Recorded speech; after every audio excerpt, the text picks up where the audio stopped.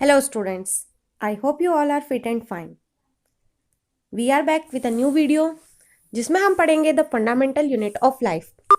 Fundamental मतलब basic जो unit है हमारी लाइफ की, सभी लिविंग ऑर्गेनिजम्स की, उसके बारे में हम इस वीडियो में बात करेंगे एंड दैट इज सेल। तो इस वीडियो में हम पढ़ने वाले हैं सेल्स को, उसके स्ट्रक्चर्स को, उसके पार्ट्स को हम इस वीडियो में देखेंगे। So let us start. सबसे पहले तो हम ये समझते हैं कि सेल होती क्या है। ठीक है, सेल क्या होती है? It is the structural and functional unit of life, है ना। सेल जो है वो स्ट्रक्चरल और फंक्शनल यूनिट है लाइफ की। मतलब कि जो लिविंग ऑर्गेनिजम्स है वो बेसिक जहाँ पर लाइफ की प्रोसेस स्टार्ट होती है वो कहाँ से होती है? सेल से स्टार्ट होती है। ठीक है, आप देखेंगे कि एक जो ह्यूमन बॉडी है या किसी भी लिविंग ऑर्गेनिज्म की जो बॉडी होती है उसमें आपको मिलियंस ट्रिलियंस ऑफ सेल्स दिखाई देंगी। ठीक है, जो सेल्स होती है वो इतनी छोटी होती है कि हम उसको नेक्ड आइज से नहीं देख सकते। वी यूज माइक्रोस्कोप, है ना। हमको किसकी जरूरत पड़ती है? माइक्रोस्कोप की जरूरत पड़ती है और उसकी हेल्प से हम सेल्स की स्टडी कर सकते हैं। नेक्स्ट मैं आपको बताऊंगी कि साइंस की वो स्ट्रीम जिसमें आप सेल्स की स्टडी करते हैं उसे कहा जाता है साइटोलॉजी। ठीक है, क्या कहा जाता है? साइटोलॉजी। जैसे आप बायोलॉजी, केमिस्ट्री, फिजिक्स पढ़ते हैं उसी तरह से जब आप सेल्स की स्टडी करेंगे तो आपको जिस स्ट्रीम में पढ़ना होगा उसे हम कहेंगे साइटोलॉजी। ठीक है, अब आपने देखा कि जो सेल है वो बेसिक यूनिट है। इट मीन्स कि किसी भी लिविंग ऑर्गेनिज्म की बॉडी में जब मिलियंस ऑफ सेल्स कंबाइन होती है तो क्या होता है? ठीक है, पूरा एक ह्यूमन बॉडी का स्ट्रक्चर फॉर्म होता है। सेल्स जो है वो मिलाकर क्या बनाती हैं? सो मेनी सेल्स, बहुत सारी सेल्स जब मिलेंगी तो उनसे बनेगा टिश्यू। ठीक है, आप क्या देख रहे हैं कि सेल्स जब मिलेंगी तो उससे क्या बनेगा? टिश्यू बनेगा। जब टिश्यूज कंबाइन होंगे तो टिश्यूज के कंबाइन होने से बनता है ऑर्गन। ठीक है, टिश्यूज के कंबाइन होने से क्या बन जाता है? ऑर्गन बन जाता है। जब ऑर्गन्स कंबाइन होते हैं तो पूरा एक सिस्टम बनाते हैं, है ना। ऑर्गन सिस्टम बनाते हैं। ऑर्गन्स मान लीजिए आप लिवर है, किडनी है ना, हार्ट है, ये सब क्या है? आपकी बॉडी के ऑर्गन्स है। किन से मिलकर बने? टिश्यूज से मिलकर बने। टिश्यूज किससे मिलकर बने हैं? सेल्स से मिलकर बने हैं, है ना। तो सेल्स जब मिली, कंबाइन हुई, सेल्स जब कंबाइन हुई तो टिश्यूज बने। टिश्यूज जब कंबाइन हुए तो ऑर्गन्स बने। जब ऑर्गन्स कंबाइन हुए तो ऑर्गन सिस्टम बना। ऑर्गन सिस्टम को कैसे समझेंगे आप? जैसे कि आपका रेस्पिरेटरी सिस्टम, आपका डाइजेस्टिव सिस्टम, है ना। तो इस सिस्टम में कितने ऑर्गन्स पार्टिसिपेट करते हैं? आपका लिवर, आपकी स्टमक, आपकी पेनक्रियाज, ये सभी इसमें कंबाइन होकर वर्क करते हैं। तो ऑर्गन्स मिलकर क्या बनाते हैं? ऑर्गन का सिस्टम बनाते हैं। और जब ये पूरे ऑर्गन का सिस्टम कंबाइन होते हैं, जैसे डाइजेस्टिव सिस्टम, स्केलेटल सिस्टम, है ना, इस तरह से सारे जो सिस्टम कंबाइन होते हैं तो पूरी एक बॉडी को बनाते हैं, बॉडी को फॉर्म करते हैं। तो आप यहाँ देखिए फिर से कि सबसे बेसिक जो यूनिट है वो क्या है? सेल। सेल से मिलकर क्या बना? टिश्यूज बने। टिश्यूज जब मिले तो ऑर्गन बने। ऑर्गन जब मिले तो ऑर्गन सिस्टम बने। ऑर्गन सिस्टम के बनने पर क्या बना? पूरा एक बॉडी फॉर्म हुई। ठीक है, तो सेल मतलब कि ये पूरी बॉडी की फॉर्मेशन है वो बेसिकली कहाँ से शुरू हुई? From the cell. So cell is the basic unit of life. Clear? Now I will explain कि ये जो सेल्स होती हैं ये कितने टाइप्स की होती है। अगर हम उनकी नंबर्स पर डिपेंड करते हैं तो हम उनको बता सकते हैं कि 2 टाइप्स की होंगी। One is unicellular and other is multicellular, है ना। यूनिसेल्यूलर का मतलब क्या होगा कि ऐसी बॉडीज या ऐसे ऑर्गेनिजम्स जिनमें सिंगल सेल होगी, है ना। सिंगल सेल मतलब कि सिर्फ एक ही सेल से वो बने हुए होंगे, जैसे कि अमीबा, है ना। अमीबा का आपने नाम सुना होगा। अमीबा, पैरामीशियम, ये सब क्या होते हैं? यूनिसेल्यूलर होते हैं। यूनिसेल्यूलर मतलब कि ये सिर्फ एक ही सेल से मिलकर एक ही सेल से बने होते हैं। दूसरा आप देखें मल्टी सेल्यूलर। मल्टी का मतलब आपको पता है कि बहुत सारी सेल्स जब कंबाइन होंगी तो क्या बनेंगे? मल्टी सेल्यूलर ऑर्गेनिजम्स बनेंगे, जैसे कि ह्यूमन बीइंग, एनिमल्स, प्लांट्स, ये सभी किस कैटेगरी में आएंगे? Multi cellular. अभी मैंने आपको बताया कि जैसे एक अगर ह्यूमन बॉडी को हम इमेजिन करें तो उसमें मिलियंस और ट्रिलियंस ऑफ सेल्स होती हैं, है ना। तो यूनिसेल्युलर मतलब जिनमें सिर्फ एक सेल, सिंगल सेल होंगी। मल्टी सेल्युलर मतलब कि more than one, it may be hundreds, thousands, lakhs, millions and trillions.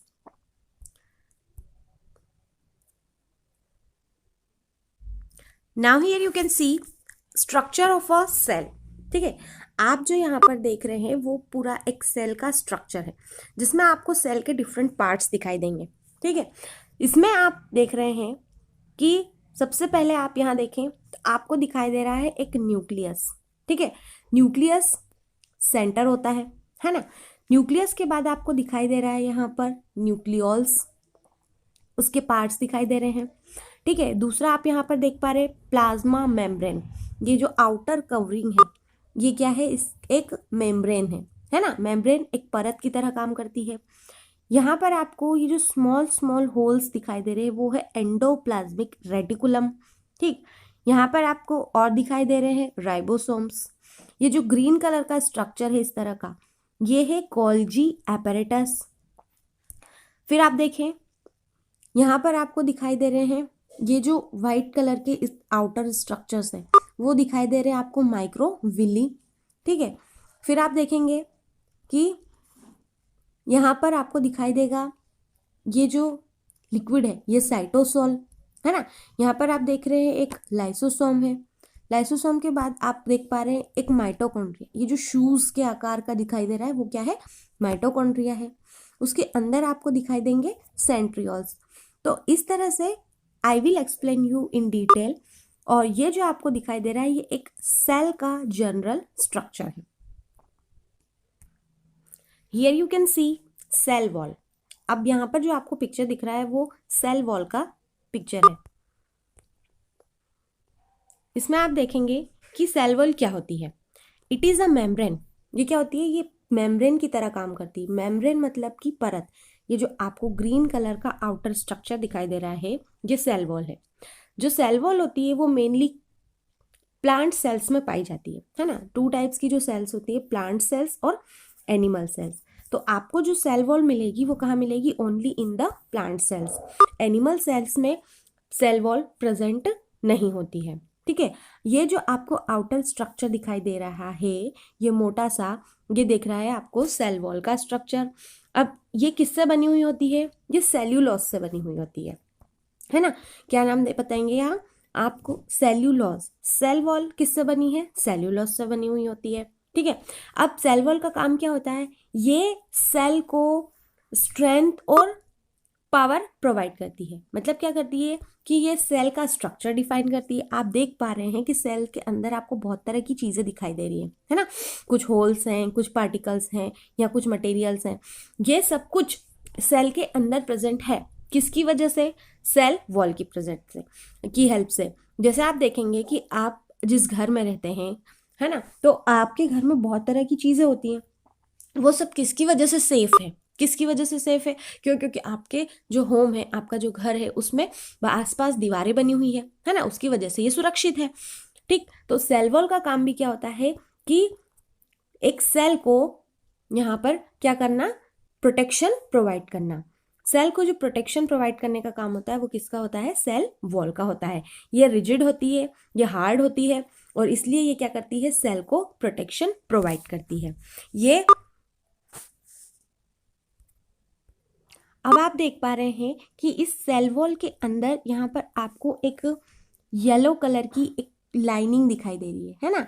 जो ये येलो कलर की लाइनिंग है इसको कहते हैं प्लाज्मा मेम्ब्रेन, है ना। मेम्ब्रेन मतलब क्या होता है, परत या झिल्ली, है ना। मेम्ब्रेन मतलब क्या होता है, परत या झिल्ली।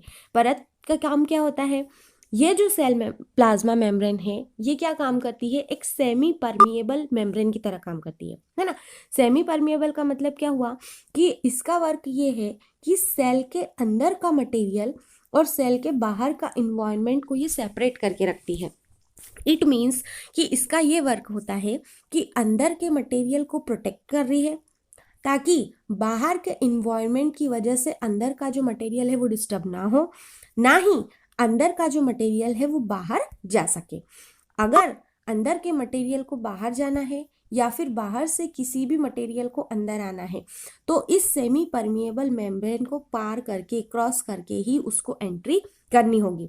तो ये जो सेल मेम्ब्रेन है ये क्या करती है, इसके अराउंड होती है और ये सेमी परमिएबल वर्क करती है ना। मतलब कि अंदर के मटेरियल को परमिशन देती है कि कितना, किस अमाउंट में कौन सा मटेरियल बाहर जाएगा, और बाहर के मटेरियल को भी अंदर आने की परमिशन देती है।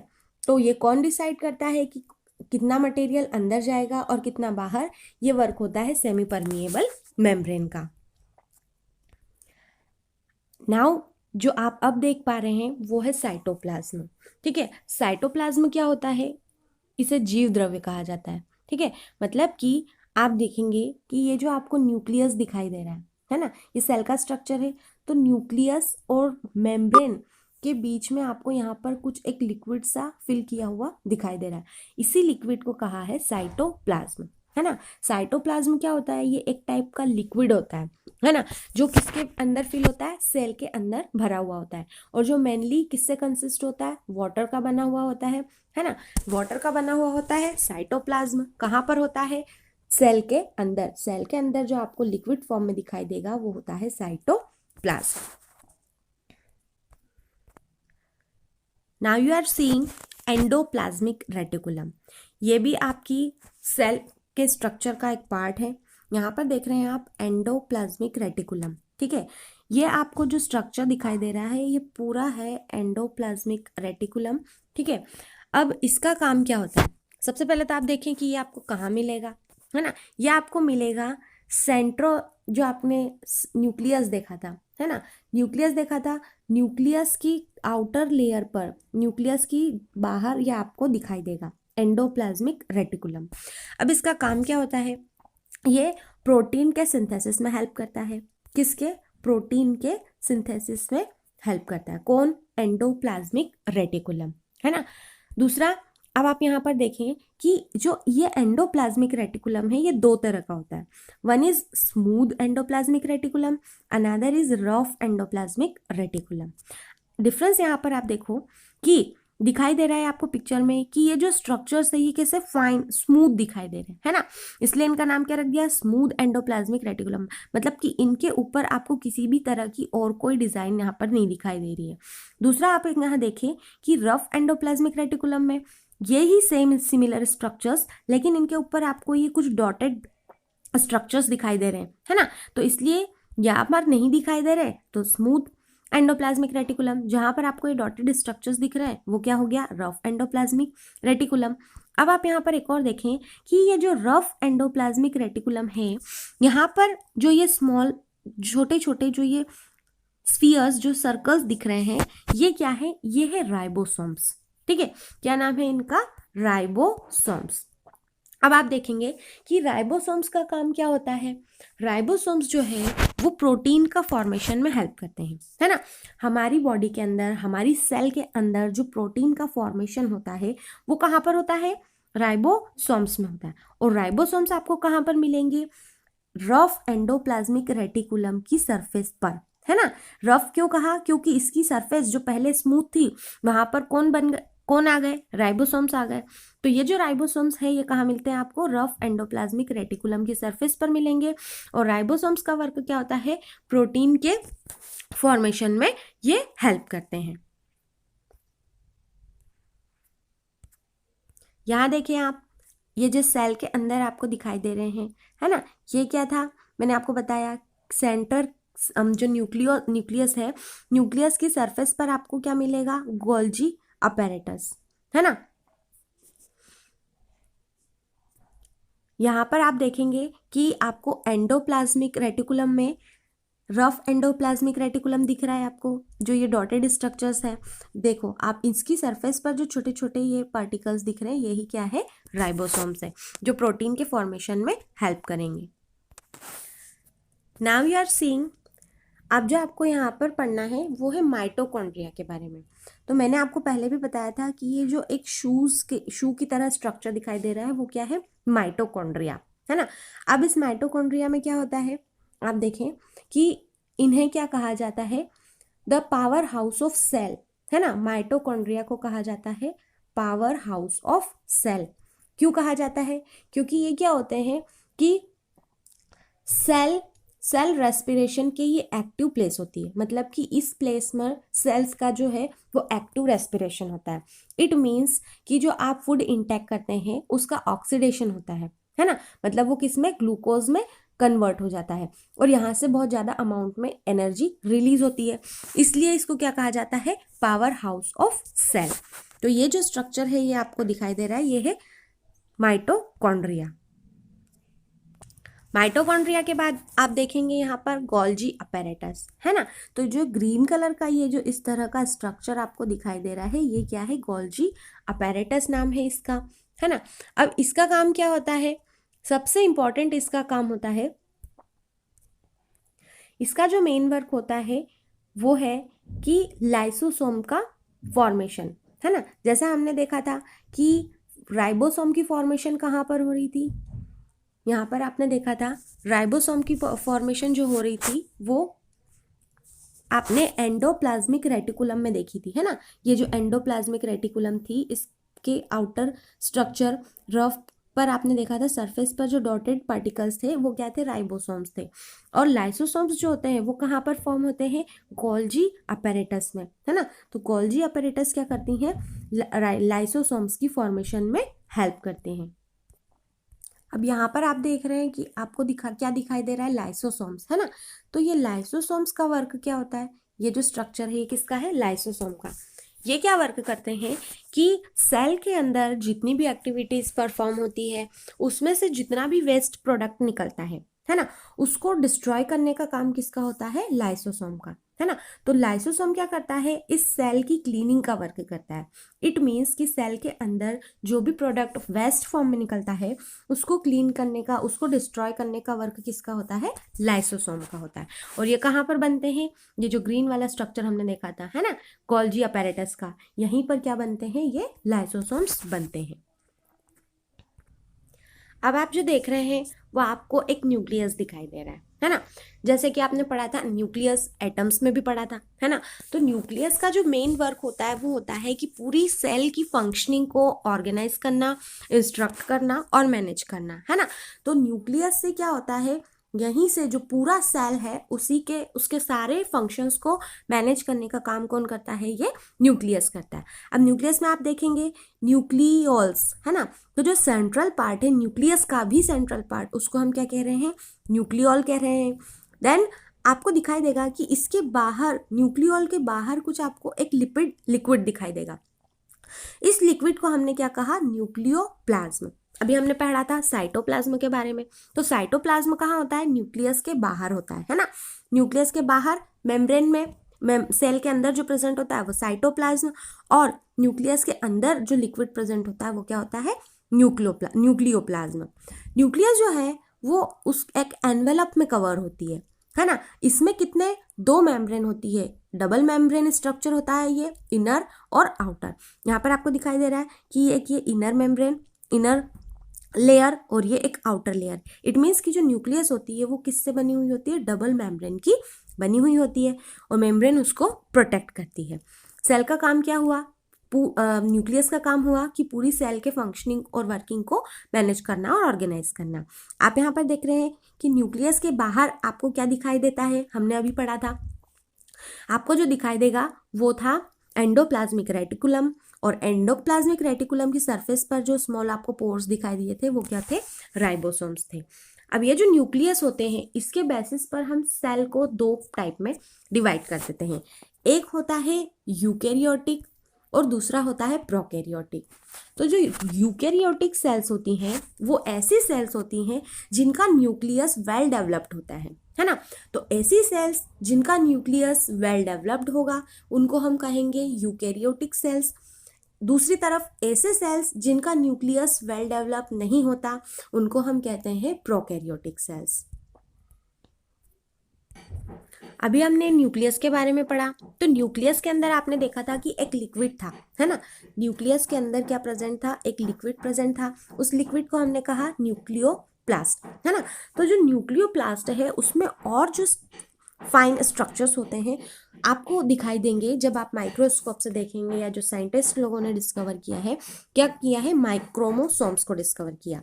तो सेल के न्यूक्लियस में क्या प्रेजेंट होते हैं, न्यूक्लियोप्लास्ट प्रेजेंट होता है, और उस लिक्विड के अंदर क्रोमोसोम्स प्रेजेंट होते हैं। ठीक है, ये जो क्रोमोसोम्स प्रेजेंट होते हैं ये क्या करते हैं, जेनेटिक प्रॉपर्टीज के कैरियर होते हैं।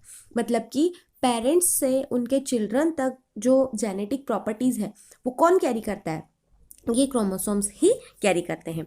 अब देखें, आपकी क्रोमोसोम के अंदर आपको क्या मिलेगा, जब आप क्रोमोसोम को और फाइनली ऑब्जर्व करेंगे तो आपको यहाँ पर डीएनए मिलेगा, है ना।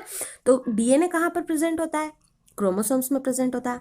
क्रोमोसोम कहाँ प्रेजेंट होता है, सेल के न्यूक्लियस में प्रेजेंट होता है। ठीक है, डीएनए, डीएनए का फुल फॉर्म होता है D for deoxyribose, N for nucleic और F for acid, deoxyribonucleic acid. ठीक है, तो डीएनए जो है वो हेरिडिटी या जेनेटिक प्रॉपर्टीज को डिफाइन करते हैं, फिक्स करते हैं, और क्रोमोसोम्स जो है वो डीएनए को कैरी करते हैं, मतलब कि पेरेंट्स से अपने चिल्ड्रन तक लेकर जाते हैं। ठीक है, तो आप यहाँ पर देख रहे हैं कि डीएनए किस में प्रेजेंट होता है, क्रोमोसोम में प्रेजेंट होता है, क्रोमोसोम सेल के न्यूक्लियस में प्रेजेंट होता है।